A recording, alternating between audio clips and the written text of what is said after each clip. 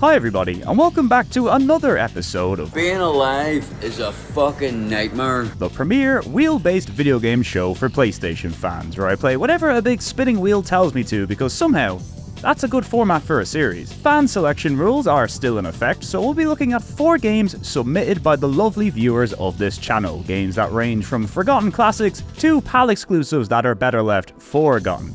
You see what I did there? That took over 10 minutes to write. So sit back, relax, and get yourself comfy because generic Irish PlayStation man is back to spin the wheel, and you better believe it will provide.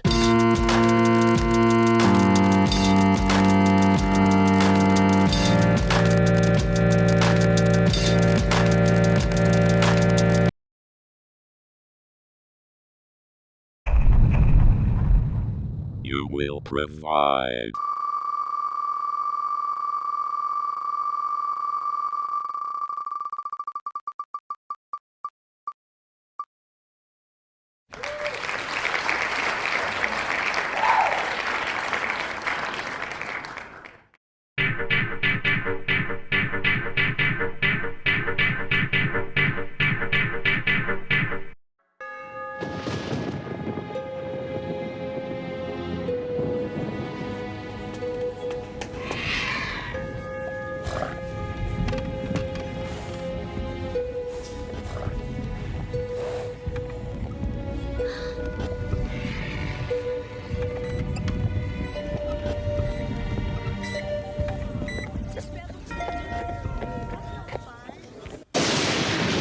Cycles have already elapsed. I shudder to think that I am part of this killing machine. Our power was supposed to enable peace, but all we have wrought is death. This cannot continue. Initiate self-destruct sequence. Process elementals.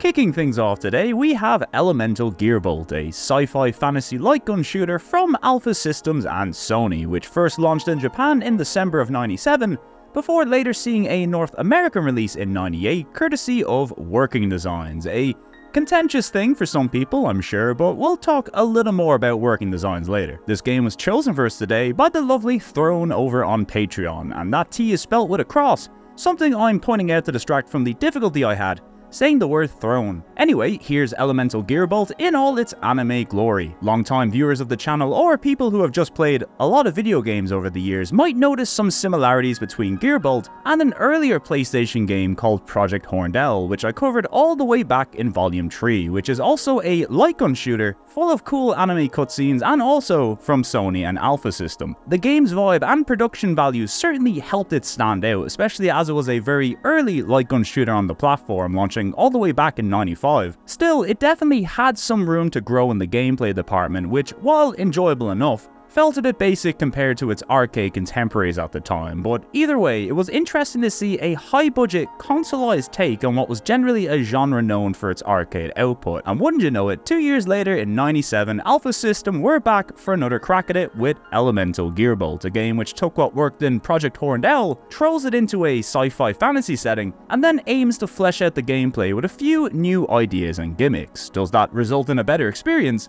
Well, let's find out. Now, first things first, unlike Project Horndell, which only supported the PlayStation mouse and Konami Justifier, Elemental Gearbolt now features support for analog controllers as well as every light gun controller on the console, most notably Namco's GunCon, the light gun of choice for many, including myself. In fact, one of the coolest things about this game is that the North American release, which, by the way, on its own is already one of the pricier games you'll find on the console, also had a very limited variant known as the Assassin's Case, which bundles the game in a briefcase with a custom gold gun con and gold memory card. I believe these were given away as prizes for an Elemental Gearbolt points competition at E3 98, and naturally these cases are some of the most sought after and prized collectibles for the console. Although considering how sweaty gamers can be, I can't imagine anybody actually using the gold gun con unless they want to stain their hands gold and severely devalue the gun by, I don't know, like $1,000 or something. But hey,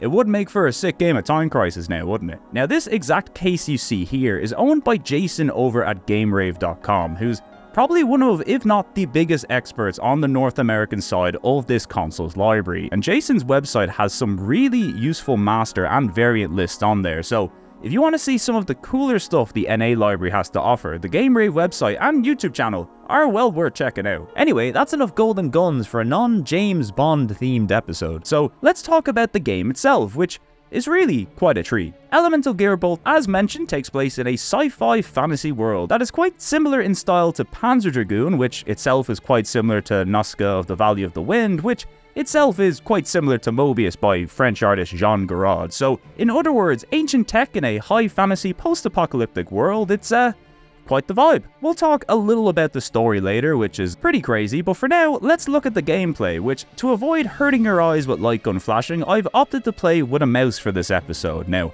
you may think a mouse trivializes the difficulty somewhat, but don't worry.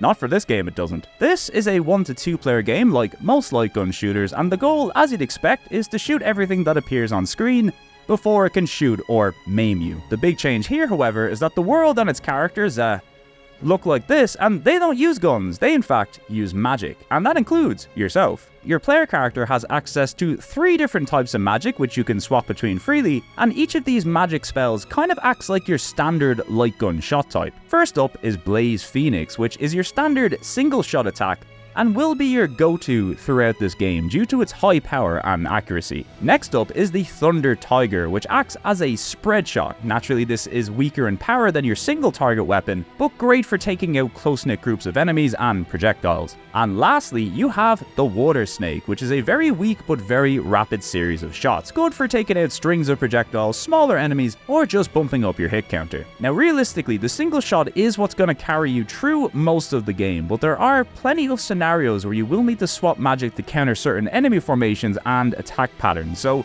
while the other weapons are certainly situational, the game does keep you on your toes and requires you to swap often, especially during boss fights. Now, one of the big benefits of being a magic user is that you don't need to reload in this game, but to counter this, each weapon has a cooldown before it can fire again. This means you can't really spam shots in this game, and accuracy is a lot more important because of it, because if you miss and you're stuck in cooldown, you have nothing else to protect yourself. No bombs or panic buttons in this one, since light guns of this era were generally very limited button-wise, and this also limited the number of mechanics you could make available to your players. Project Horned Owl's 2-button setup, for example, allowed you to shoot or launch a bomb, and in this game you can either shoot or change your magic, and that's pretty much it. But then again, as long as you're quick and accurate, that's really all you need. The enemies mostly consist of grunts and smaller flying targets who appear on screen and fire projectiles at you, some of which you can shoot down, and some of which are evil, nasty hit scanners. Most enemies in this game feature a timed green icon that appears over them, indicating that they're about to fire, not unlike the one you'd see in Virtua Cop, so you do know which enemies to target first if you want to avoid losing some life, which luckily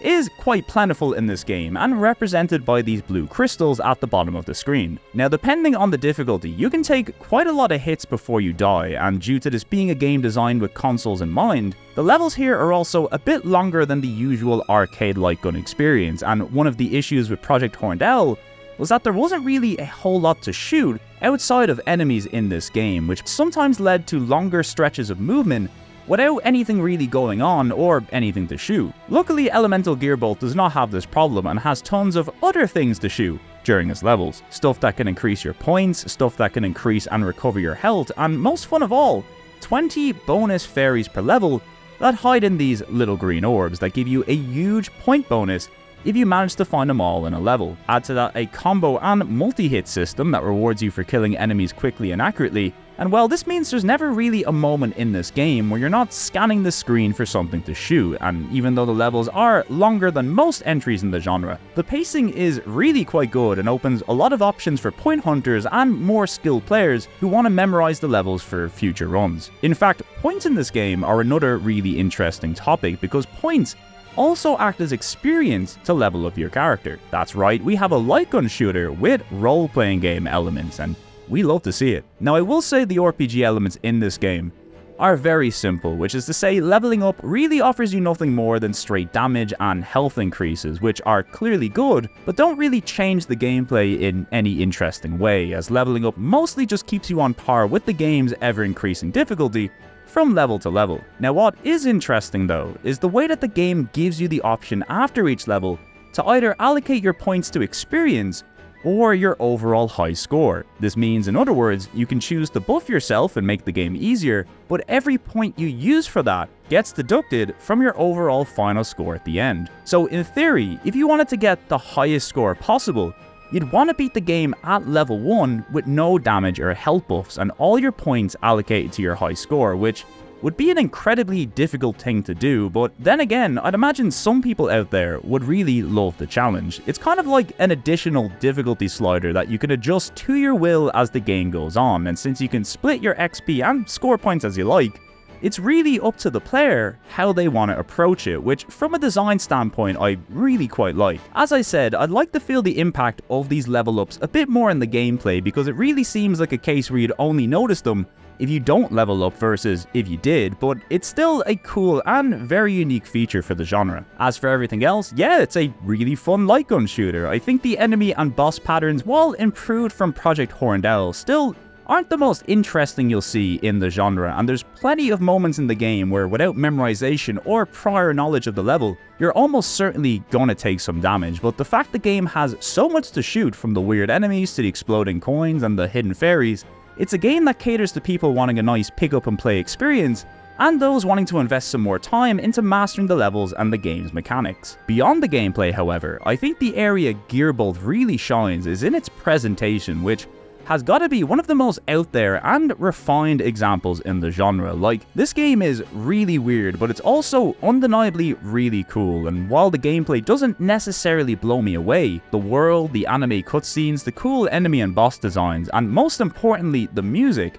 absolutely push this game to another level. I mean, graphically, it retains the hybrid 2D, 3D look of Horned Owl, and considering it's still a relatively early release on the console, the environments can often look a little bit simple and feature the odd bit of pop-in or slowdown, but I think the world and enemy design and the clear vision they had for this game's aesthetic really makes it pop even today. Like, when this game is firing on all cylinders, it is cool as fuck, and honestly this style, which I still think is mostly similar to Panzer Dragoon of all things, holds up really well. Like, you can say it's been done before, but honestly I don't think this style has been done enough, and especially during the game's cutscenes, the character designs, the bold use of color, the weird, almost alien-like structures and features to everything. It's certainly unlike anything else you'll see in a light gun game. The glue that holds it all together, though, is the wonderful orchestral soundtrack, recorded by a live orchestra, which at the time was still one of the earliest console games to feature a soundtrack like this. I know we may take it for granted these days, as the RPG genre in particular is saturated with orchestral music, but back then it was crazy to hear a game with music like this, look like this, and was also a light gun shooter. It's really one of a kind.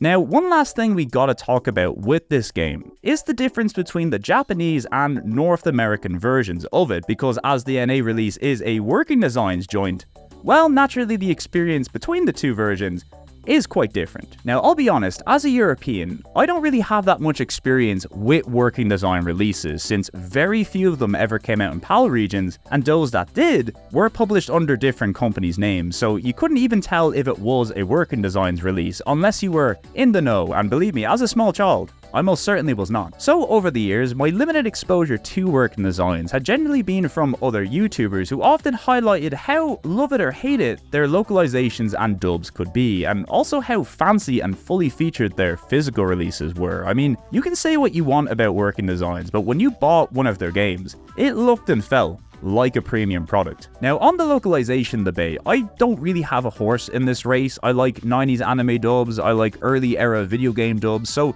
clearly I'm not a stickler for accuracy. I guess most of the time I'm just happy to get whatever I can get, you know, and back in the 90s, I know for a fact there was no way the West was getting a lot of these games if it weren't for working designs putting in the effort to localize them, and whether you hate or love their localization efforts, it honestly was this or nothing in a lot of cases. And in this case, the game has a full English dub, which most certainly sounds like a mid-90s anime dub for better or for worse. Sire, the second excavation research unit at the Gallop Mountains has been destroyed. Is the cause known? Was it the Republic? Unconfirmed reports indicate that the Republic was not responsible. Then who is responsible? It seems to be one or two armored individuals. Only two? They are said to be armed with incredible weapons and headed to Owato. The king wishes to consult with you immediately regarding this disturbing turn of events. I see.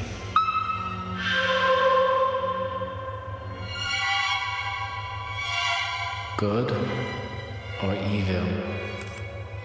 Whatever they are, I must act decisively.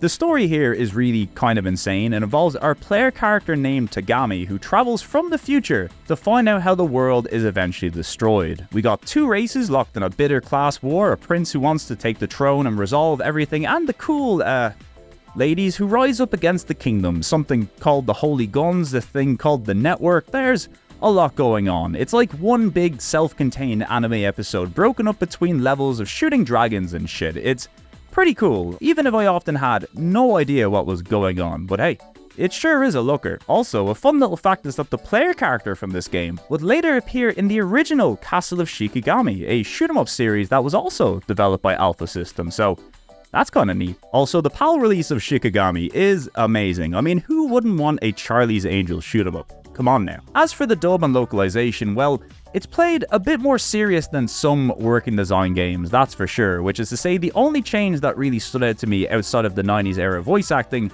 was that they decided to add fart noises to this one scene of a character running. Now, I'm not normally a fart joke guy, but the idea that working designs were like, yeah, let's just make it sound like this character shit himself, is really funny to me.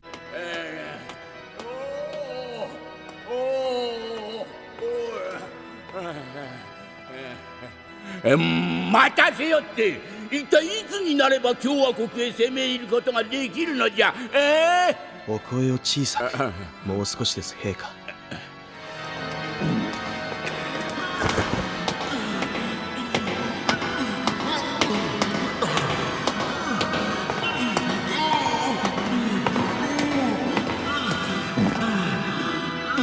Why are you so indecisive?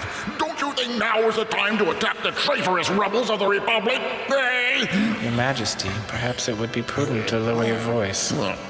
So yeah, the dub I can take or leave, but one thing I didn't really know about working designs localizations in the past, and something I do in fact care quite a bit about, is the way in which they often adjusted the game's difficulty from the original Japanese release. Now, this wasn't uncommon in the early days of video games, with North American releases of Japanese games occasionally being tougher than their Japanese counterparts, which was usually to artificially extend the length of a game. As I'm sure a lot of you know, games back then were usually quite short, and ruining the balance of a game and causing your player great distress in beating it is a great way of resolving that issue. Sadly, working designs are kind of notorious for doing this, and often in a way that not only makes the games more difficult, but also at its worst can really just end up ruining the balance of a game entirely. It's something that reads to me as pretty arrogant on behalf of working designs. Like, localization changes are one thing, I mean it's normal due to language and culture differences, but gameplay is universal, and they somehow thought that they just knew better than the developers who actually made the game, and then changed the difficulty to suit what they thought was correct. And I guess they could somewhat justify this if the changes factually improved the game experience, but it almost never did. And in the case of Elemental Gearbolt, I'd say it hurts the balance of the game so much that I wouldn't even recommend the North American version of this game, because for whatever reason, the easiest difficulty in the Western release, Training Mode, is harder than the most difficult option in the Japanese release called Master Mode. Isn't that insane? Now keep in mind, Training Mode is one of those difficulties where you only get to play through roughly half of the game before it kicks you back out to try Normal Mode, which then lets you play the remaining few levels. When I booted up Training Mode for the first time, which also, let me remind you, I was playing with a mouse, which gives me real good controls and reaction times, I was dead within a few minutes on the first level. It immediately felt like enemies took a few too many hits to die, and I also took a bit more damage than I probably should, and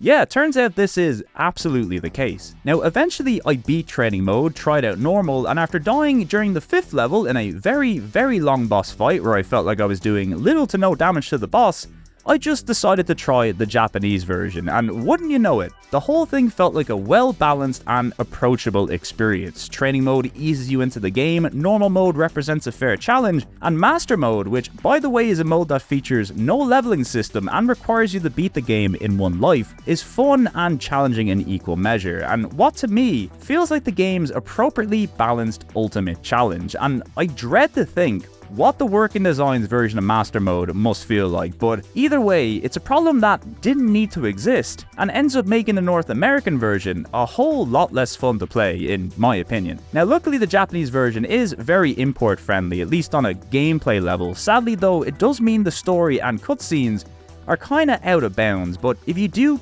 care about the gameplay first and foremost, the original Japanese release is my recommended choice, and while this version is also kinda pricey, it's at a rate I would consider worthwhile for such an interesting game. Hopefully one day we might see a patch that adds the English dub, or maybe some subtitles to the Japanese version, but for now, I suppose it doesn't hurt to have one balanced and one really unbalanced version of the game out there. I mean, a positive way of looking at it is that there's a super duper hard mode for the sick freaks out there, so, you know, somebody at least will get a kick out of it, I guess. Anyway, that's a look at Elemental Gearbolt and its two very different versions, which, while not the best pure light gun shooter out there, is certainly one of the most unique and stylish entries in the genre, and is certainly, in my opinion anyway, the best non-Namco light gun shooter you can get on the console. If you like shooting things, anime cutscenes, lovely orchestral music, and beautiful stylistic science fantasy worlds, it's a no-brainer to check this out. Just be aware the differences between the Japanese and North American versions are enough to drastically change your experience with the game, so do choose your version with caution, unless you can get a good price on the golden light gun, of course. I mean, that's the beauty of Working Designs. They may fuck up your favorite games, but they were also the only people putting out games in a padded briefcase, so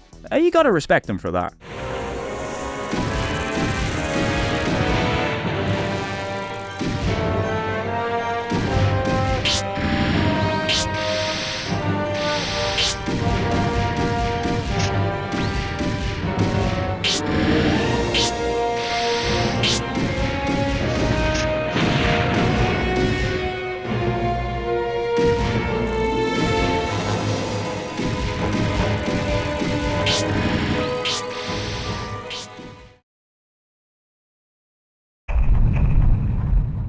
You will provide.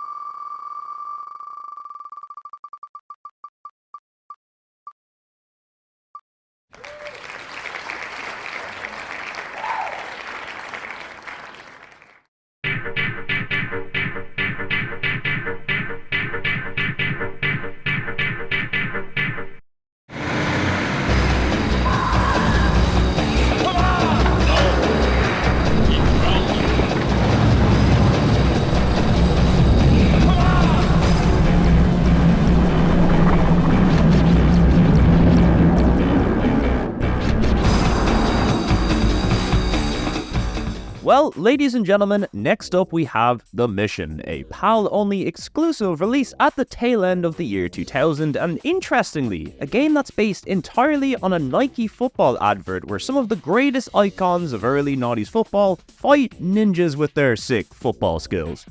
Yeah, it was a pretty good time to be alive. Now, this game was chosen for us today by the lovely Venom Dozer, and considering this is a French-made PAL exclusive based on an advert, it almost reads like a game designed to make me miserable, but on the contrary, The Mission has been a game that I've been quite excited to try ever since I stumbled across it a few years back, because this seems like a game for sick freaks who have an undivided love for 90s commercials and advertising, as well as janky PS1 games, and unfortunately, I'm that sick freak. So just a little primer, commercials in the 90s and early 90s, there were a lot of them, but this was also kind of the peak in regards to creative and big budget productions in advertising. I mean, if you go through the list of commercials that were made by big name directors in film and music videos as well, you'll come across some of the most creative and impactful audio-visual experiences out there, all in the space of a minute or less. I mean, sure, there's the whole commercialism and capitalism aspect of it, but a lot of the time, it did just seem like marketing teams were giving these directors tons of money and creative freedom to make cinematic, weird, and pretty out there pieces of visual art to be digested in small bite-sized chunks. And for somebody who has a woeful attention span like myself, you whack on a playlist of these things on YouTube, and let me tell you,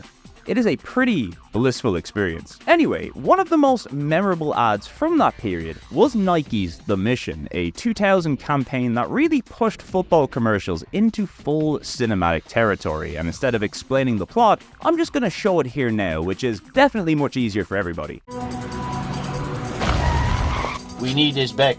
It's just a ball. No, it's rounder. Weapons!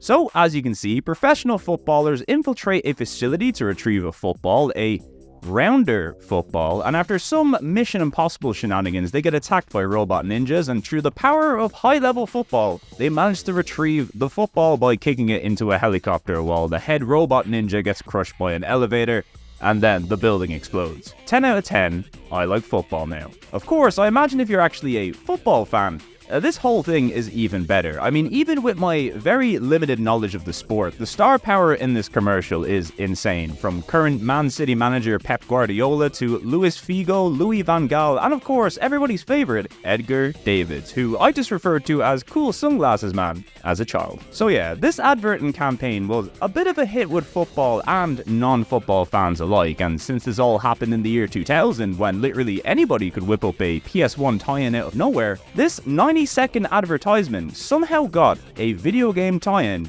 exclusive to PAL regions, courtesy of French developer Microids, who conveniently also first appeared in Volume 3 of this series with the game Invasion, which was pretty janky, but also pretty fun. But even still, I know Microids had a bit of a reputation for ropey games on the PlayStation, and realistically, all my experience with the console, PAL exclusives, and games based on advertisements, which, by the way, are usually free because, you know, they're advertising a product, right? Well, this was an advertisement that you had to buy in a shop with real money. I mean, deep down inside, I knew there's almost no way this game's gonna be good, right? But listen, gang, I had hope. Somewhere in my mind, I envisioned a football game where you gotta dodge lasers and do sick tricks to kill enemies, which could be pretty fun if it had like the controls of a FIFA Street or something. That sounds like a game I'd want to play, so if they could pull it off, who knows, maybe we might have a cool little curio on our hands.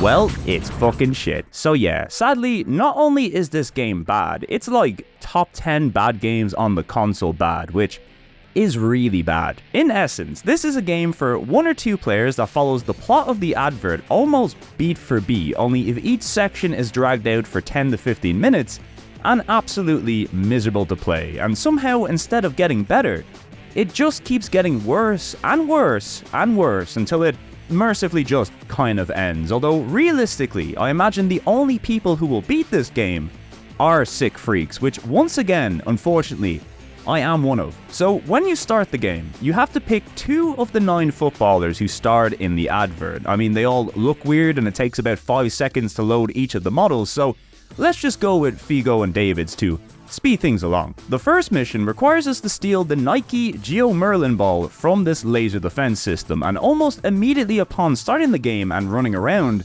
you can just feel this is gonna be a bad time. Oh, and by the way, this game is built for 2-player co-op, but nobody in their right mind is ever gonna play this with you, so you better get used to swapping between 2 characters. Now, I know I could have asked Orla to help out with this game, but I legitimately think this might turn her off games in general, so it's best I just suffer alone for this one. Anyway, the goal here is simple. We have to get the ball behind all these lasers. Now, in the advert, this was done with a slide tackle, and in-game, it is also done with a slide tackle. And it took me a lot longer than I'd like to admit to get this ball. Although, at the very least, this experience let me know that jumping in this game is really weird. Slide tackling is really weird, and you can also get stun locked by lasers, so that's nice. Anyway, once you get the ball, the next part of the mission is simple. You've got to hit this electrical box high up on the wall a few times before a timer runs out. I mean, that seems pretty straightforward, right?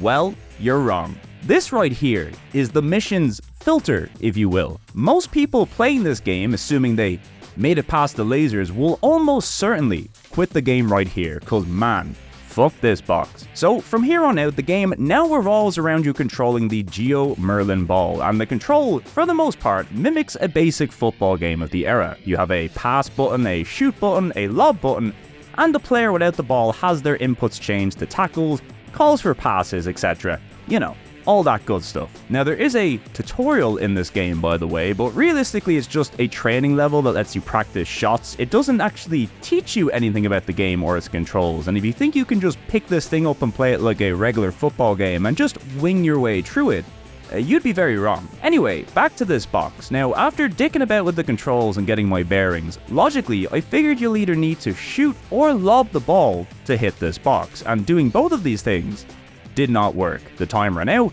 and there you go, that's a game over, back to the lasers again. Now, I repeated this process a few times, trying different techniques to see if I could lob the ball higher by charging or holding down the button while shooting, and that did nothing. I found you could do a cool double team shot by pressing shoot immediately after passing to another player though, so that was something. Anyway, after exhausting all my continues and getting stuck in the lasers a few more times, I finally turned to the manual, which told me I could increase the height of my shots, or lobs, by holding up on the D-pad, but only after I let go of the shoot button, which, to be fair, I feel like this input has been in other football games, but you know, as a more advanced technique. The fact this game requires the player to figure this out in the first minutes of the game, under a time limit, after dealing with these janky lasers, well, let's just say that's not the way I'd do it. So now we know what to do, problem solved, right?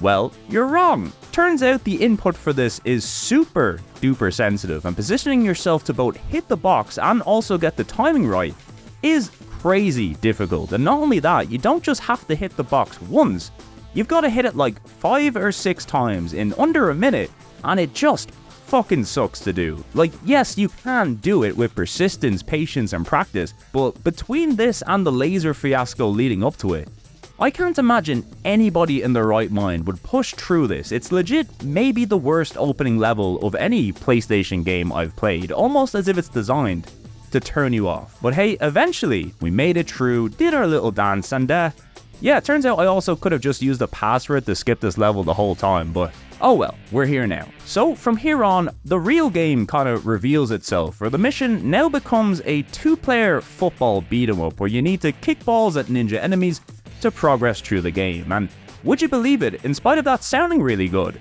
it is not very good. The core problem with this game, above everything else, is just how bad it feels to do literally anything in this game. Moving, passing, shooting, it all feels so rigid and janky that you never really have any confidence in the moves you're trying to perform, that the enemies you're aiming at will even be hit, and that the enemies are even going to take damage at all. Like, it should be simple, right? Pass ball to player, kick ball at ninja, it dies, and then you rinse and repeat until the level is over. It sounds so simple, but it really is not. The game is broken up into 5 levels of this formula, each one with 3 stages and a boss fight at the end, and at no point during these 5 levels did I ever feel comfortable with the controls. Never was it a fun or enjoyable experience to play. In fact, every subsequent act and level seems to add a new mechanic or gimmick that actively makes the game less fun to play. I mean, the last stage was 10 minutes of fighting the same enemy over and over again. The next stage is the same thing,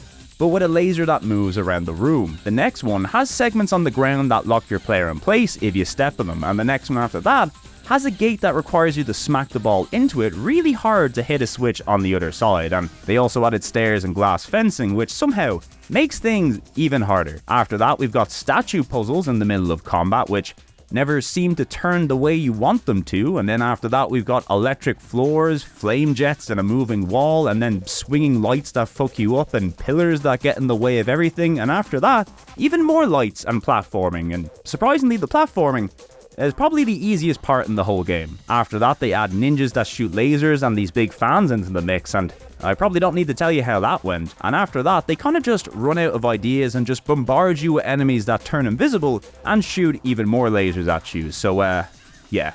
Not very fun. You do get to kick a football into a helicopter at the end though, which sadly is also not very fun to do and is probably the hardest shot to make in the game, although it is the finale, so you can't be too surprised about that. Every single level in this game is bad, and whenever you think you're somewhat getting used to the awkward controls, you finally figured out a consistent method of damage, the game is gonna add something new that stun locks you or just gets in your way. Obstacles in games are fun to overcome if you're comfortable with the moveset provided to you to do so. This game without any obstacles is a nightmare to play, but with obstacles, it's like, I don't know, an advanced nightmare. Maybe the only part of this experience that I didn't mind too much were the boss fights, and that was mostly because they were just hitting a guy that runs back and forth while you avoid some stuff around the arena. And since these parts have larger play areas and generally fewer enemies mobbing you all the time, it's easier to get a few lobs or trick shots off, and the bosses generally go down pretty quick. And in this game, anything being quick is merciful, I assure you. By the way, the game also has special trick shots, many of which I legit think are impossible to pull off, or at least I know nobody who's played this game on the internet who has any footage of them being performed. There are 3 levels of trick shot available, and each player has their own unique inputs and shots, which are found in the manual. Now, the level 1 shots are pretty easy to pull off, do consistent damage, and are in my opinion probably the best damage dealers in this game if you manage to pull them off. The level 2 and 3 shots, not once have I been able to perform any of these. I think it has something to do with the way the instructions are laid out. As you can see here, some of them include up, forward, down, and backward in the same command, which I think means you have to press up, but also an input relating to the direction your player is standing, which is a real weird and complicated way of doing things. But either way, I tried doing this with player positioning in mind, no positioning in mind, everything really, and it just never works. So yeah. Also, this game does have items too, but they mostly just restore health and protect you from damage, which really is just prolonging your suffering if you think about it. So Fuck them items. The only positive comments I can really make about the mission is that the presentation is okay at times. I mean, the player models are delightfully janky and the levels and textures do look quite clean, even if the color scheming is a little bland. Also, the handful of music tracks are pretty good, but then again, it is a bad PAL game, so it's tradition at this stage for the music to balance things out somewhat.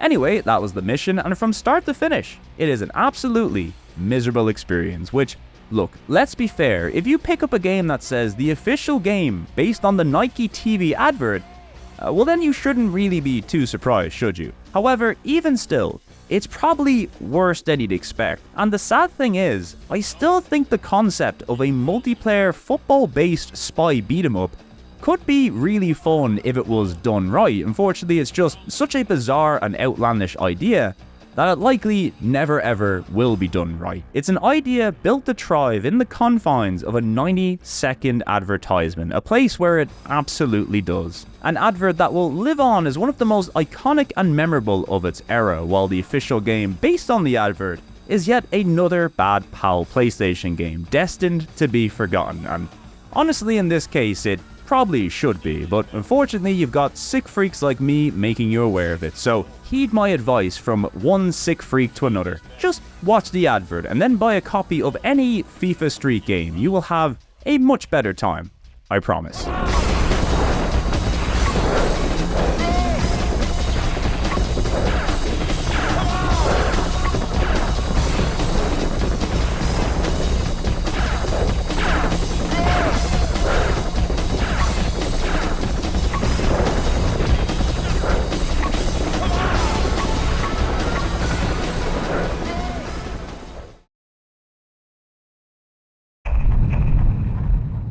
You will provide.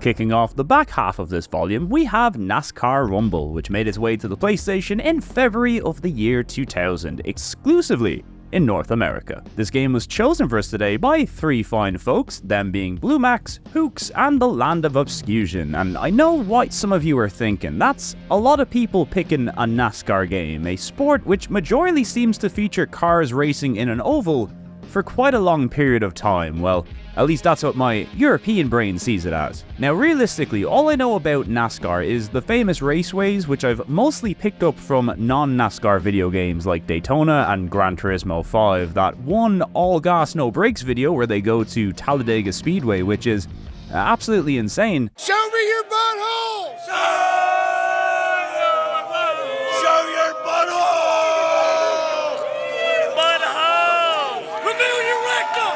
Let us see that butthole! I'm all jacked up on Mountain Dew and Chip, I'll kick your fucking ass! And most recently, that race where a dude advanced to the championship by using the wall to launch his car ahead of the pack, because he tried that in a NASCAR video game once, and turns out it works in real life too.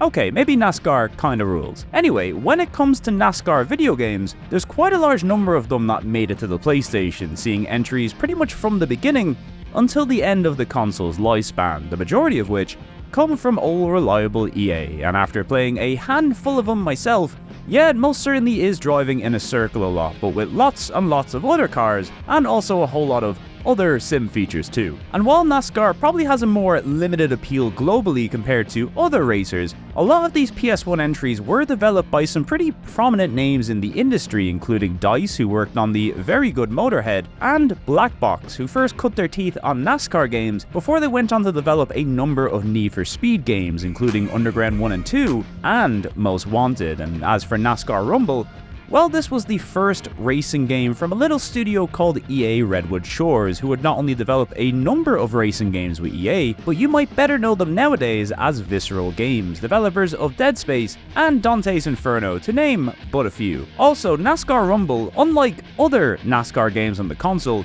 isn't really a NASCAR game at all. The best way I could describe this game is that it's kind of like a proto-Burnout meets Mario Kart, but with extra insane weapons, and it also just happens to feature a bunch of NASCAR favorites.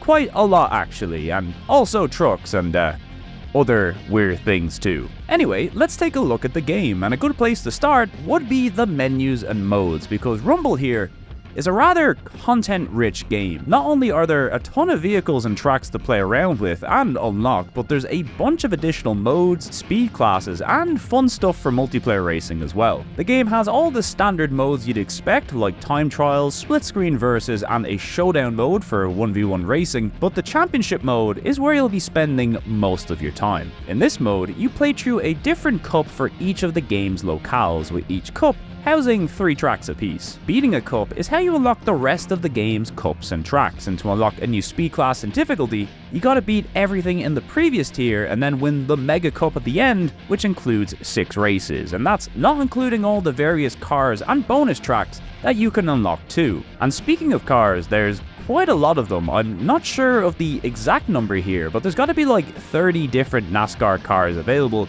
as well as a select bunch of trucks, and they look damn nice too. Sure, the cars are all using the same model with a different skin on top, but as somebody with little to no knowledge of NASCAR, if I see an M&M's car, I'm picking it. Naturally, if you're somebody who is into NASCAR or stock car racing, this is probably a huge plus when it comes to the game, but even if you're a NASCAR pleb like myself, there's still plenty of fun and colourful cars to choose from, and those shiny textures sure do look nice. Anyway, that's enough about colours and M&Ms, let's get into the racing, which is relaxing and stress-free. The game follows the standard kart racer formula with a max of 6 cars per track, so in other words, you run into item boxes, pick up various weapons, and fuck over a dude named Ron Hornaday, which is low-key the best porn name ever. The racing itself is very simple and arcadey, with snappy responsive handling, with just a basic accelerate and brake option for driving. You've got plenty of view options, and also a fun little rear mirror that you can bring up by pressing R1, which is very handy for tracking incoming twisters, and also tanking your frame rate a little. And speaking of frame rate,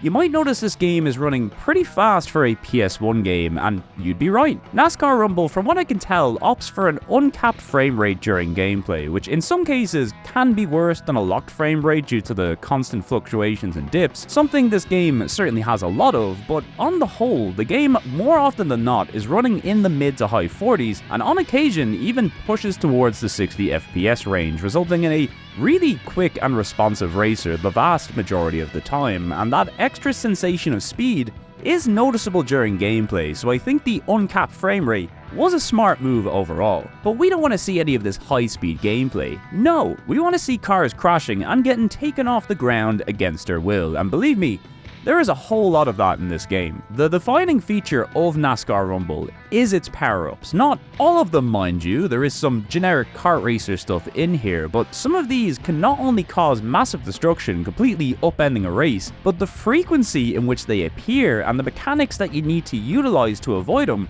are really the stars of the show in this game, for better and for worse. There are 11 different power-ups in total, the boring ones being gas and oil drops that decrease speed or traction if hit, although oddly I quite like the feeling of the reduced traction if you hit an oil drop. It's just a shame that it decreases your speed, otherwise I'd be aiming for them nearly all the time. On top of that, you've got invincibility and nitro power-ups, which are pretty self-explanatory, super traction, which gives you bigger wheels and crazy responsive handling, and also there's the Joker pickup, which either gives you a positive or negative debuff at random. Now the next two weapons, the Big Rumble and Shockwave, are where things start getting really fun, mostly because we're now moving into throwing cars around territory. The Big Rumble powers up your vehicle's front end and lets you just plow enemies out of the way for funsies. It also includes a bowling sound effect when you hit an enemy, so that's pretty cute. As for the Shockwave, this is more or less the same thing, but in one-off circular form. It's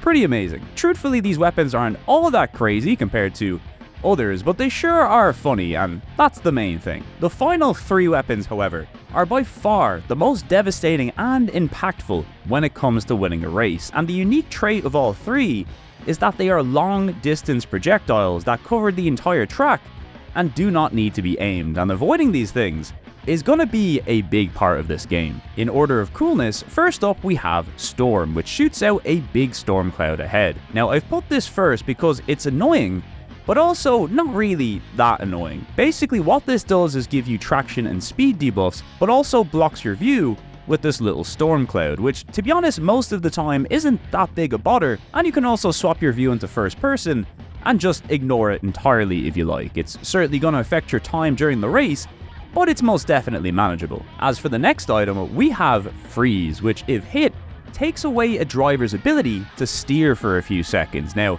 if you're lucky, this may result in nothing happening at all, or if you say need to take a turn, or worse yet, get frozen mid-turn, it can easily cost you a race, and that most certainly is not cool. And finally, the icon of NASCAR Rumble, the Twister power-up, which does exactly what it says on the tin. It unleashes a big twister straight down the track that whips up everything in its path. Not only does this look quite funny, but what I like about the Twister is that you can kind of master the art of riding the thing, and with careful braking and accelerating, you can pretty much just drive straight out of it. It's a power-up that you can kind of negate if you're good enough, although doing this is often easier said than done, so in some cases it's quite fun, but you still gotta consider it a constant threat. So these three final weapons are pretty powerful, right? But what makes them really deadly is the frequency this game throws weapons at you, or should I say the frequency the AI gets them, to the point where it's quite rare not to have at least one of these three mega items in play during a race. So how do you avoid them? Well, invincibility if you're lucky enough to have that power up, otherwise the two options are slowing down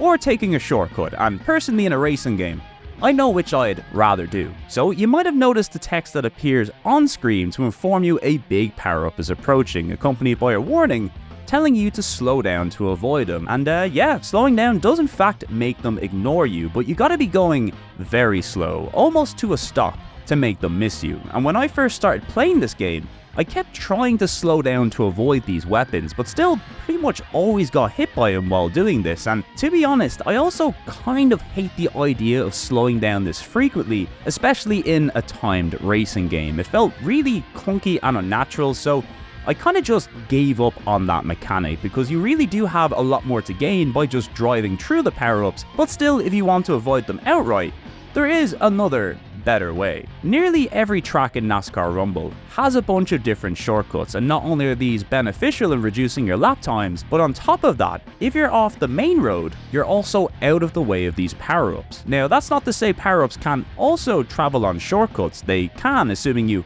also fired your power-up in a shortcut, but it's a fun way to give the player options to both avoid attacks and improve their track time by utilizing track knowledge. And come on now, everybody loves a shortcut. So as you can see, we have simple pick up and play arcadey gameplay, but with a few new ideas, especially in the power-up department, that just helps up the chaos to crazy levels. And really, NASCAR Rumble is a game that thrives in its chaotic moments, but despite being a lover of chaos myself, it actually took me quite a while to get into this game, and I was quite surprised by that because this is very much my type of game, and that might be the problem. I've played a lot of arcadey and kart racery games over the years, and despite the fun, chaotic, content-packed game NASCAR Rumble is, I also think it has a lot of weaker elements that kind of holds it back from greatness. For one, the driving and feel of the gameplay is a little too simple in my opinion, and this is the fault of not only the controls, but the vehicles and tracks themselves. While the racing certainly provides a great sensation of speed and the handling is snappy and responsive, it's a game that requires very little in terms of reaction times and even braking across its many tracks, and I feel the game could have really benefited from at least some sort of movement gimmick to flesh out the racing gameplay. I know a drifter boost system is the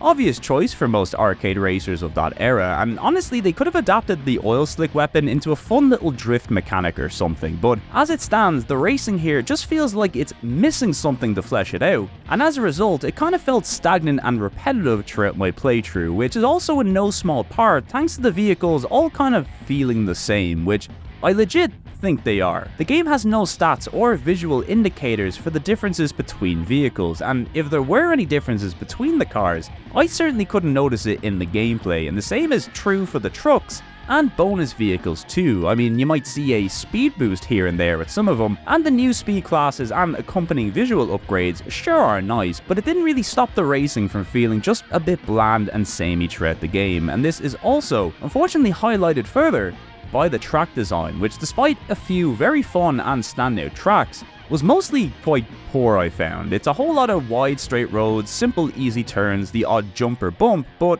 overall very few standout moments per track. Even the shortcuts, of which there are quite a few, are very obvious and well telegraphed, and generally just lead you onto another stretch of straight or slightly curved road with very little to do. I mean, you'll avoid some weapons and cut a good few seconds off your time, but realistically, all you're doing most of the time is taking a slight left or right and then driving straight for a bit. It's honestly just kind of boring. And this is something I felt was further made worse by the game's difficulty, which is somehow both incredibly easy, but also very annoying at the same time. So allow me to explain. When you start the game, you have access to the lowest speed class, as well as a very easy and easy difficulty, and to unlock the next speed class and difficulty, you've then got to clear easy, and then when you clear normal, you finally get the pro speed class and difficulty. Nothing too fancy or unusual there. The problem is that very easy, and normal difficulties are all incredibly easy, specifically because the AI does not use shortcuts in these difficulties, and if you happen to use shortcuts, you will finish the race literally miles ahead of them, which by the way I do like because I'm not generally a fan of rubber banding, but clearly this kind of lead in a racing game on normal difficulty is quite extreme. This means my experience of what felt like hours of racing throughout these modes, between the simple driving, the samey vehicles, the somewhat mediocre track design, and frankly useless AI opponents, just kind of had me asleep at the wheel, or at least it did when I tried racing some of these cups without power-ups, which, by the way, you should never do because it magnifies all my previous issues to the max. But after experiencing the early part of this game with power-ups, I ended up not enjoying dealing with them either, and that might seem a bit weird, but allow me to explain. So for clarity, I like this game's power-ups. I think they're fun, silly, and try some interesting things. Although the experience of playing this game in single player while also being in first place for the majority of the track will make you hate these items. I began to very quickly notice a trend with this game that if you're in first place, you will almost definitely be bombarded non-stop with the big 3 items, sometimes in intervals, sometimes 5 of them in a row, and sometimes multiple at the same time, but generally, there's rarely a few seconds without these flashing on your screen, and while they're fun at first, if you are consistently being hit by roadblocks from your opponents who will never catch up to you because they won't take shortcuts, well then you never get the joy of hitting enemies with these items. You only get to experience the negative effects of having them thrown at you, and it turns out that's not great. Well, Sean, why don't you just pick up items off the track, I hear you say? Well, I do, and a good 80 to 90% of the time, you will get a Joker mask, and when you get a Joker mask, it is also very likely you will get a debuff of some sort, one that slows you down in some way. Now at first I thought I was very unlucky getting so many debuffs from these Joker items, but over the following hours it became very clear.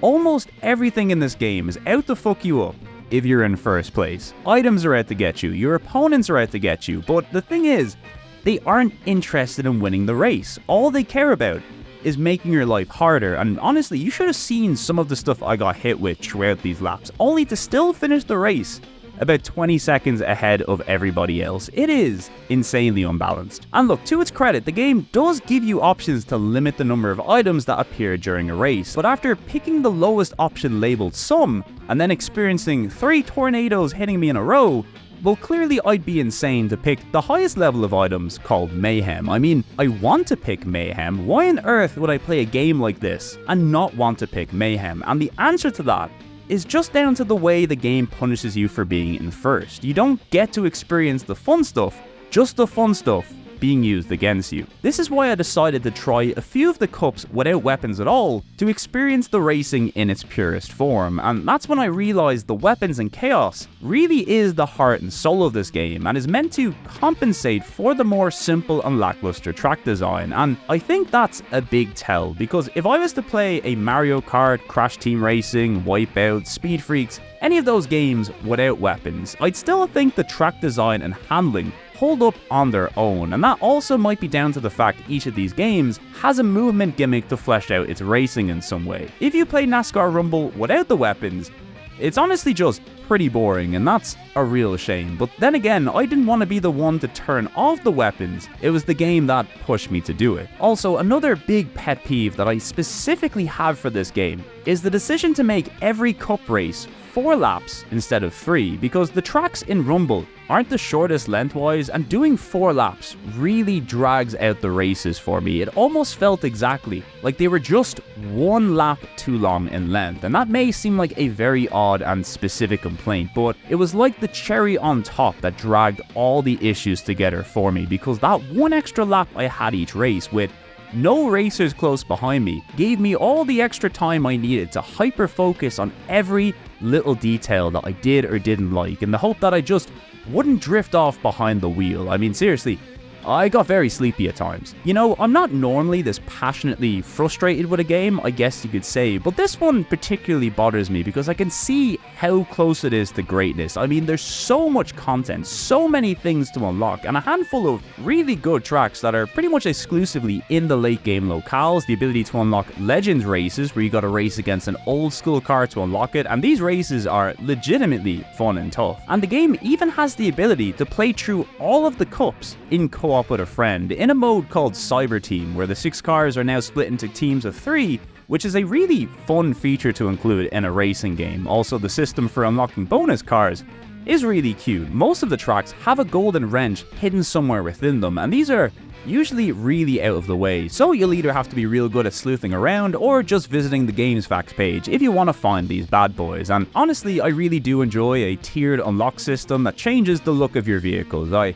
never get sick of this shit. So in spite of my, let's just say mixed feelings, I pushed through the easy and normal difficulties because I knew a lot of people out there really like this game. Quite a lot of people actually, and often when I feel some type of way about a game, playing a bit longer might eventually make something click in my brain and reveal the secret to me. And would you believe it, that does in fact happen with NASCAR Rumble. Not fully, but it does get a lot better. As soon as I got to the final difficulty Pro mode, not only are we now playing at the highest speed class, which is the best feeling of all the speeds, but the AI is now suddenly good. Not incredible over-the-top levels of good, but good enough to use shortcuts and actually give you a challenge. And because of this, it now means you'll spend less time in first, and less time in first means you get to use the other weapons, the Shockwave, the Big Rumble, and to my surprise, even my very own Freeze, Storm, and Twister power-ups. The game goes from being unbalanced chaos on lower difficulties to more controlled chaos on the highest difficulties, and would you believe it, if you turn the item level up to Mayhem on this difficulty, the game not only reaches peak levels of funny and chaotic, but it's now also legitimately engaging thanks to the difficulty. It almost completely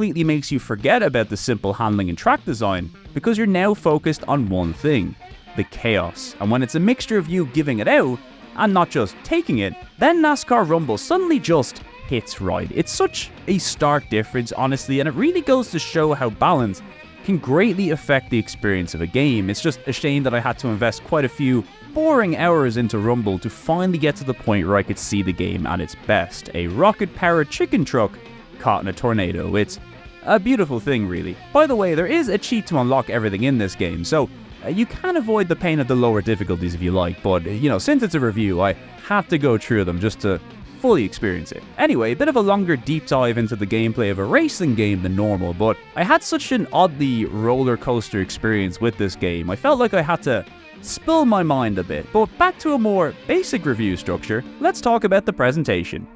It's okay. So, the good. I think the car models look great, the upgraded bodies are a fun gimmick, which we love to see. There's some primitive but fun attempts at lighting and reflections on the vehicles, and the uncapped frame rate really does enhance the feeling of speed, making it not only one of the most chaotic races on the console, but also one of the most fluid too. Unfortunately, the focus on speed has its knock-on effects on the visuals, which are pretty grainy and basic throughout, and a lot of the tracks share a very similar visual palette, and there's not a huge variety of interesting locales here. It's just the basics really, like a canyon, beach, countryside, city. Only the bonus tracks or the New Orleans tracks really stood out to me visually, but considering how crazy this thing can get gameplay-wise, I really think they could have played it a bit looser with the locales and visuals to complement that. But once again, props for both the sensation of speed and the draw distance they managed to achieve here. I mean, if the goal was to prioritize speed over visual fidelity, I think it was the right move for this game. As for the sound, once again, it's a story of highs and lows. The sound effects and engine noises are a real highlight in this game. I especially like the change in sound when driving in and out of tunnels, which is very nice.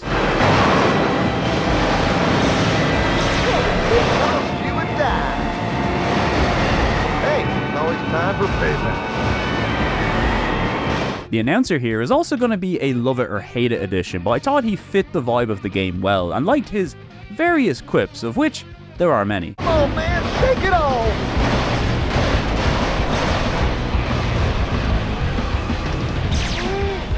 Ugh.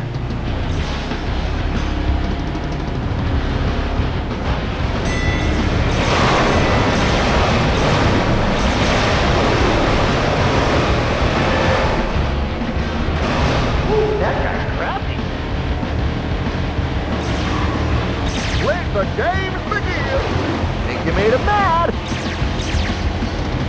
You forgot the good deal.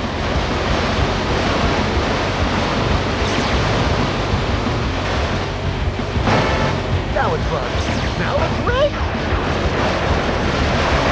Lose him just as quick as he can! The music, however, I found was generally quite forgettable overall. It's a mishmash of rock, country, and blues, and to be fair, that's probably the soundscape I think of when I think of NASCAR, but it's about as middle of the road as it gets for a racing game, and the fact all 3 tracks in the locale share the same song doesn't really do the game any favors either. However, one big standout track is the main menu theme, which is a certified banger.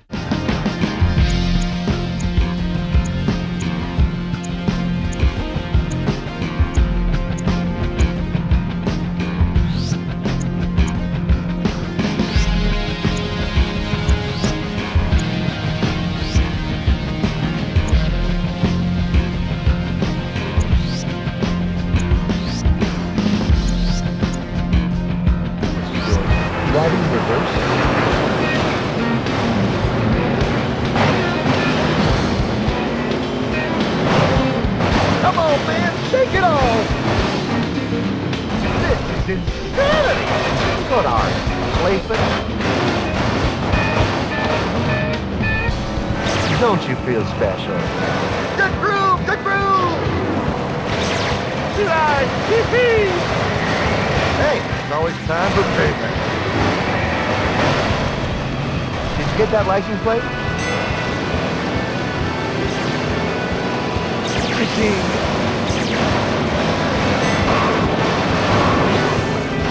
First gear isn't gonna get that guy going.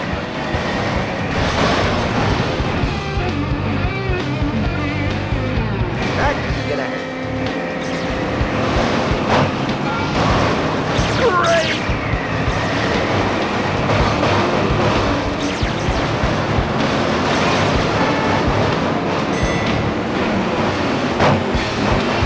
That's the spirit!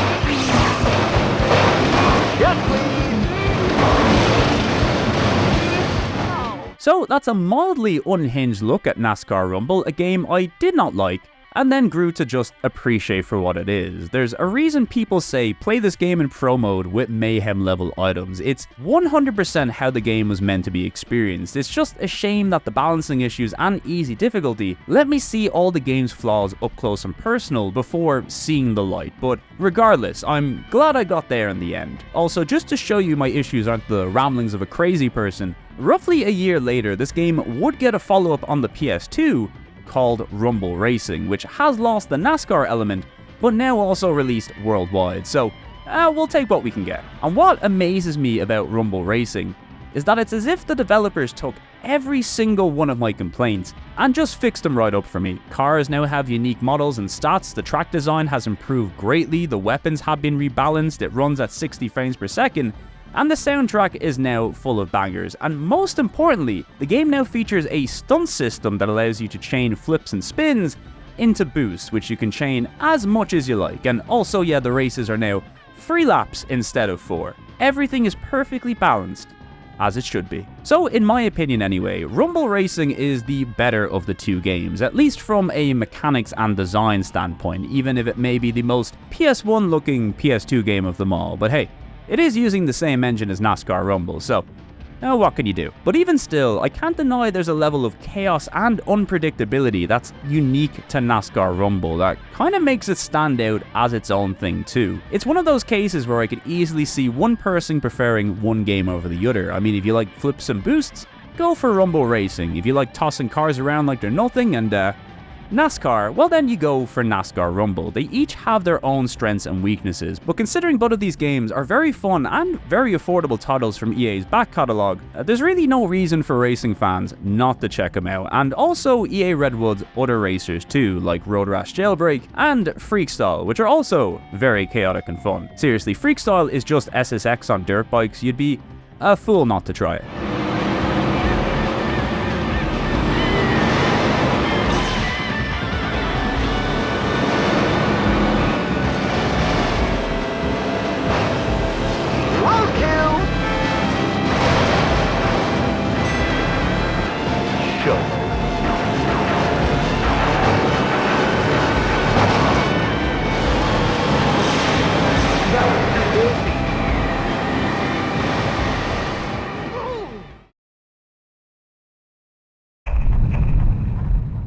You will provide.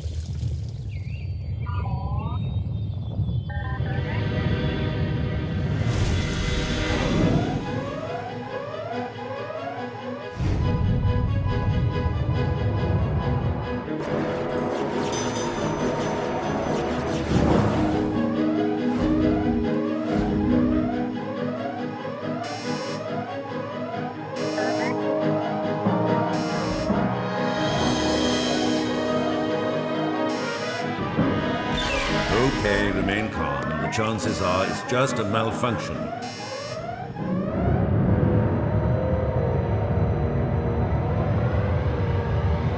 Let's have a look. Far beyond any known human technology.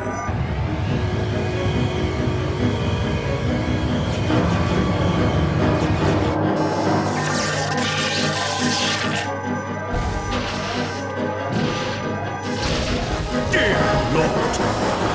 Come on, we can't stay here.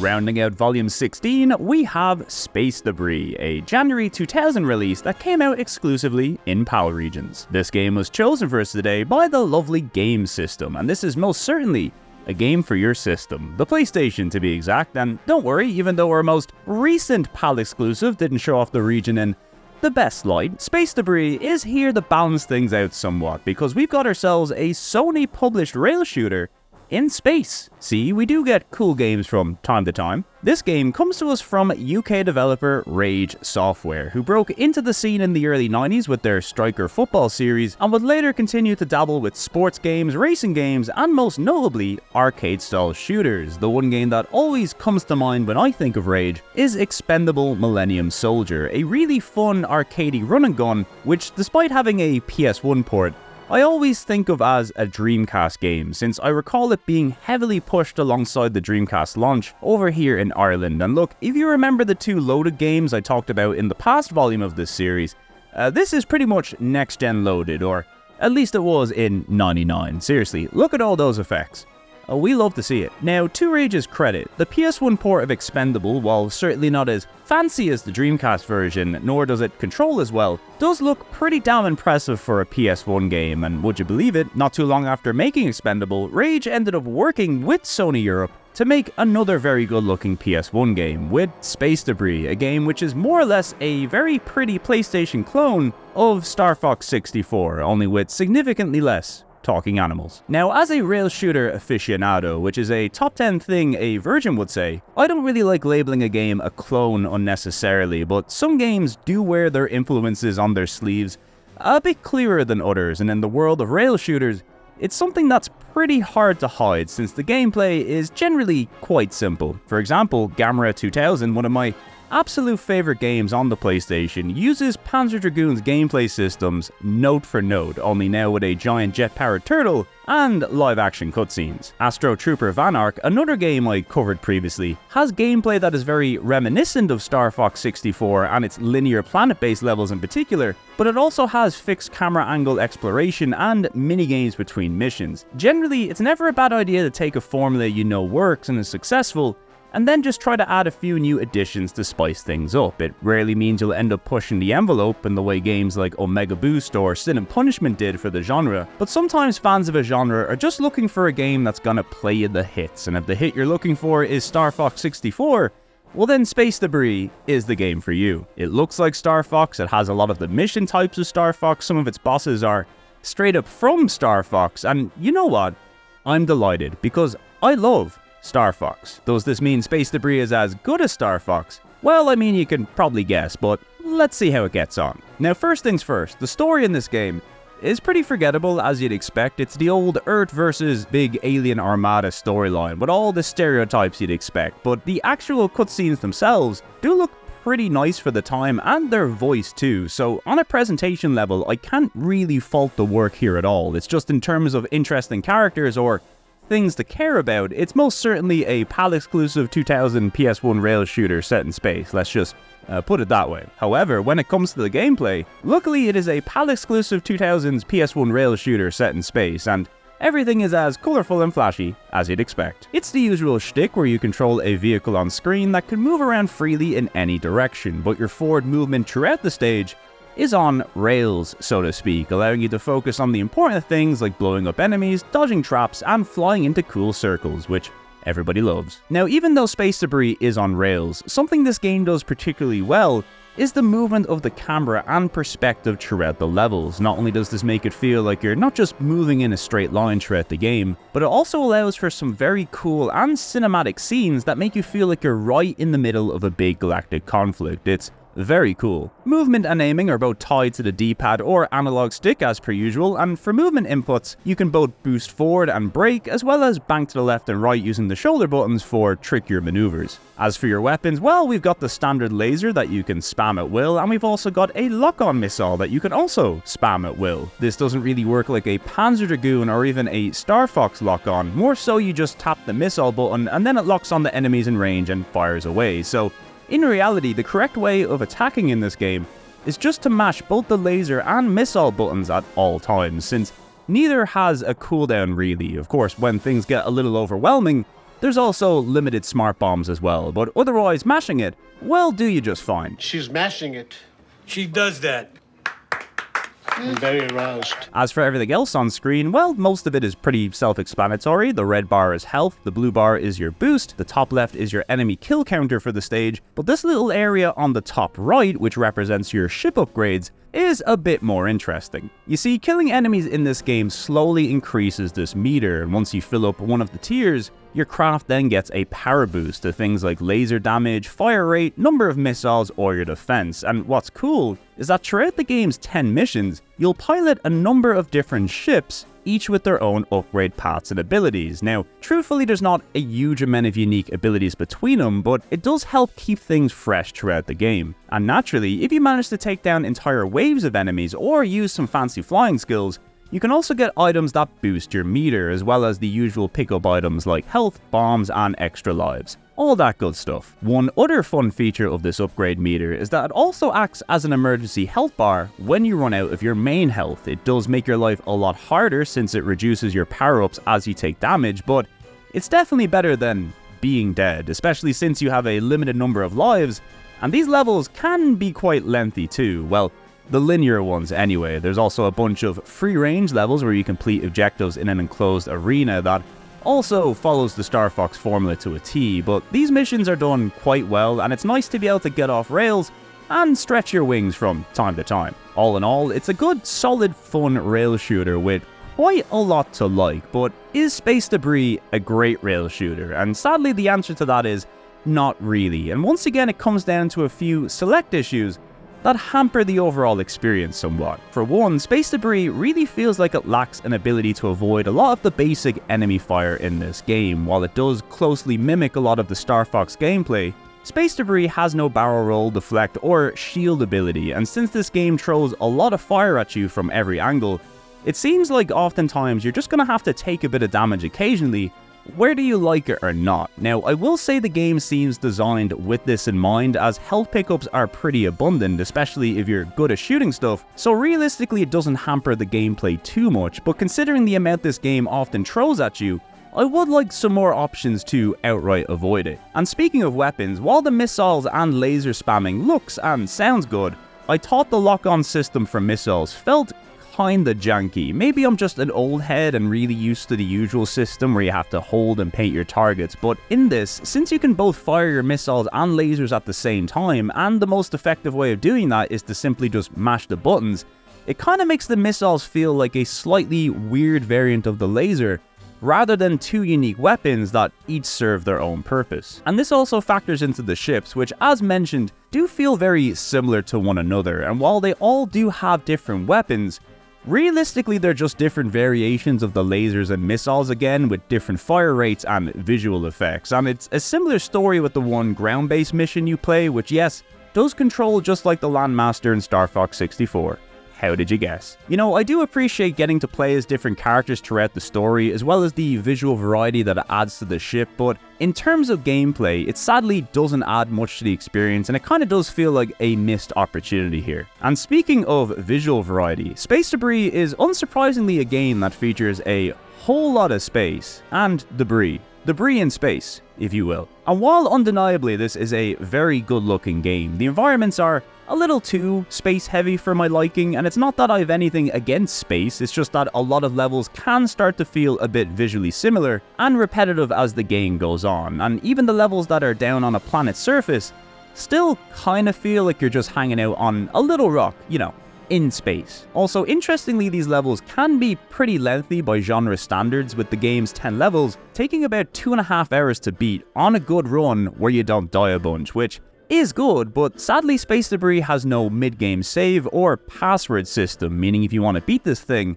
it's gotta be in a single run. And I know 2.5 to 3 hours doesn't seem like much, but that is a long time for a rail shooter. Most games in this genre take under an hour to beat, and replayability is often bolstered by high scores or alternate paths. Once again, Star Fox 64 is a great example of this, with each run taking only about an hour over the course of 7 levels, but thanks to the huge variety of alternate levels, bosses, and pathways available to you, pathways that you unlock by completing bonus objectives in other levels, the amount of variety that you can experience over the course of a single playthrough is incredible. And while Space Debris does have some alternate pathways and levels, it's still the same 10 levels and bosses each time, with similar looking environments, and they're long too. Luckily, the game is still pretty fun to play in spite of all this, but between the little issues in areas like movement, weapons, environmental variety, and pacing, it's often the little things that separate a good game from a great game, especially when this game so closely emulates a great example of the genre. But regardless, Space Debris is still a lot of fun, and that's the important thing really. Above all else, this does the basics really well, and in some areas even exceeds expectations quite a bit. Levels are rarely boring with tons of debris and enemies to attack. The mission types in free range levels are really fun and intense, and it's always a good time trying to earn a gold medal in stages by killing enough enemies. I sure am a sucker for a gold medal incentive. And one part of the game that certainly stood out are the boss fights, which, yes, do recycle a few Star Fox elements from time to time, but there's plenty of cool and interesting boss fights with patterns that I had a really good time figuring out and battling against. The last boss in particular is really tough, requiring you to more or less learn its pattern perfectly before you can even do any damage to it. It's pretty fun. And across the board, when it comes to presentation, Rage have put out a very impressive and polished game here, with tons of enemies and effects going off on screen at once, and with the frame rate pretty much sticking to 25 frames per second all the while. The old PAL classic. Realistically, my only issues presentation wise are the limited environments and occasionally noticeable draw distance limitations, but otherwise this is a very good looking PS1 game, whether it's in-game or in the cutscenes. As for the sound, once again, it's good news. The action in game sounds fantastic, with plenty of noisy weapon effects, a lovely cinematic score, and even your allies chiming in with voice lines from time to time. It all sounds a bit Star Wars-y, but look, if you're making a game in space that looks like this, it's probably hard for a composer not to make it sound a bit Star Wars-y, but regardless, I enjoyed it quite a bit. My only gripe is that the sound can get a bit muffled and crunchy with some of the bigger explosions, and believe me, there's a lot of them, but otherwise from a looks and sound perspective, I think Rage did an excellent job here.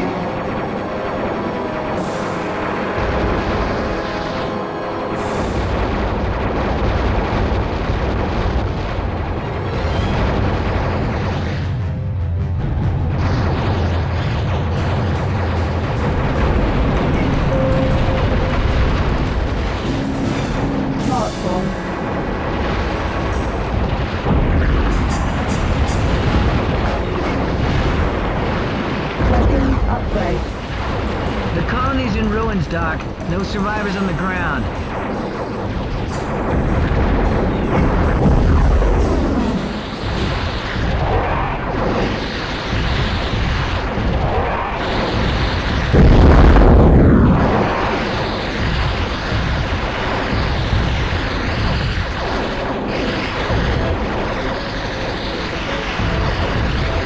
Weapons energy. Weapons upgrade.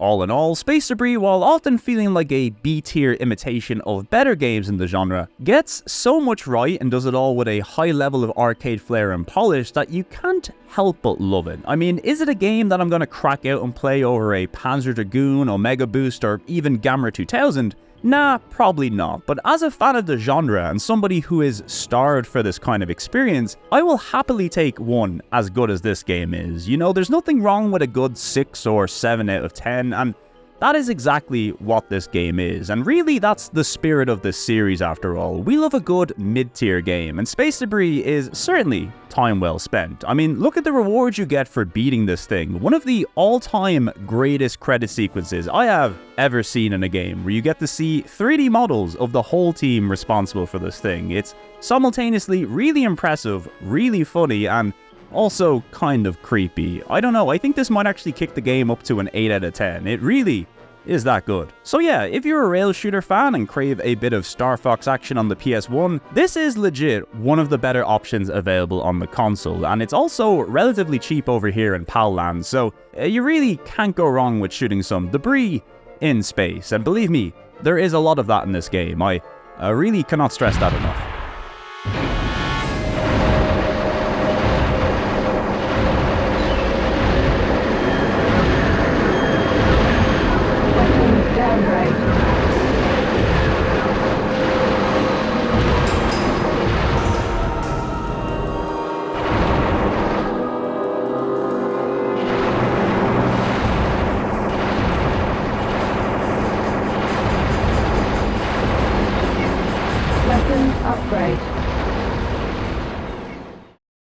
So that's yet another look at 4 obscure and forgotten games that made it to the PlayStation, and hopefully they aren't so obscure and forgotten now. Well, except for the mission, we probably shouldn't have dredged that one up. We got to check out one of the more unique light gun shooters out there, or mouse shooters, I suppose in my case. That was a joke to pop the cats out there. One of, if not the worst beat-em-up ever made, even if it features a very round ball. Possibly the most manic racer you can get on the PlayStation, and also the only one with a rocket-powered chicken truck. And finally, a game about shooting debris in space, and occasionally giant alien wasps. As you can see, 2 North American releases and 2 PAL releases, equally balanced as all things should be. But where do each of the 4 games place on the almighty arbitrary ranking system? Are any of today's games must-plays, worth trying if you like the look of them, maybe just kind of meh? Or were they so bad that they belong in the trash? Well, unsurprisingly, we see The Mission making it into trash tier, NASCAR Rumble and Space Debris making it into try tier, and finally Elemental Gearbolt adding another notch to the must-play crown, which we absolutely love to see. The Mission is a game that overtly looks pretty bad, and I don't mean visually, I mean this game looks like a chore to play, but until you put a controller in your hand and experience the actual struggle of playing this game, trying to dodge lasers and flame walls, trying to kick balls at ninjas, simply trying to hit a power box, you will never know the struggle, and honestly, that's for the best. Truly one of the worst games I've played on the console, even if still, deep down, I think the concept could make for a wonderful game if done right. It's likely never gonna happen, but oh well, at least we got that ad, and that is pretty fun. As for NASCAR Rumble, this legit might be the most torn I've been playing a game on this channel, because I 100% get this game's appeal and its strengths, and I also completely understand that any footage of this game makes it look like the funniest thing ever, and honestly it kinda is. I feel like any critiques I make of this thing paints me as the guy in this meme, because honestly, it kind of is the coolest shit ever, but specifically only in elite mode and only on mayhem level items. It's just unfortunate that the journey through NASCAR Rumble to get to that point really highlighted the game's weaker elements, and I know it might seem like I'm being harsh, but I've played a lot of games in the genre, and a lot of areas I really value I think are just undercooked in this game, like the driving, vehicles and track design, and on top of that, the balance on lower difficulties ended up making the game both a little boring and frustrating at times. But regardless, when it's tuned just right, it is one hell of a content-packed fun time. And like I said, a lot of people are really high in this game, so if it looks like your thing, 100% give it a try. Seriously, it's so fucking funny. As for Space Debris, this might be another game where my familiarity with the genre might make it seem like I'm being a bit harsh on this thing, because it really is a pretty good time. It's just in some areas like variety, replayability and pacing, Space Debris does fall short compared to other titles in the genre, and when so many of its gameplay elements are similar to another game that did these things better only a few years prior, it's not hard to see why one is a classic and the other is, well, Space Debris. But still, it's definitely a case where there's way more positives than negatives, and in terms of creating a fun, action-packed rail shooter with tons of cool set pieces, flashy visuals, and one of the funniest credit sequences ever, well, Space Debris is an easy recommendation, even if it doesn't quite live up to the greats. And speaking of greats, yeah, Elemental Gearbolt, easily one of the best light gun shooters on the console. While its gameplay isn't as fast-paced and frenetic as some of the arcade greats, Gearbolt's strengths lie in its beautiful presentation, gorgeous cutscenes, fantastic soundtrack, and highly replayable levels and systems, giving you plenty of bang for your buck, or light gun, I suppose. I'm still personally not a fan of the working designs released due to the changes made to the difficulty, which once again could retrospectively be seen as a good thing since there's effectively now an easy and hard mode version of the game out there, but regardless of what version you try, it's one of the most unique and interesting light gun games ever made, and on a console like the PlayStation where Namco shooters rule the roost, it's telling that this is the only one I'd really put on a pedestal alongside their output, so yeah, an easy must play in my book. Now before we finish up, I'd of course like to give a big shout out to the wheels chosen for this episode. So give it up for Trone for Elemental Gearbolt, Venom Dozer for The Mission, the trio of Blue Max Hooks and the Land of Obscusion for Nascar Rumble, and finally Game System for Space Debris. Congrats on being the wheels chosen, and I hope you enjoyed the episode. Also a very special shout out and thank you to my lovely Patreon supporters who continue to make videos like this possible, including fine folk like Alan Caslin, Bloody Cassie, Callow Mello, Danny, Dave Nolan, Disc Kun, the mascot for the Famicom Disc System, Doma, Gamer Squirt, Globe99, Howie,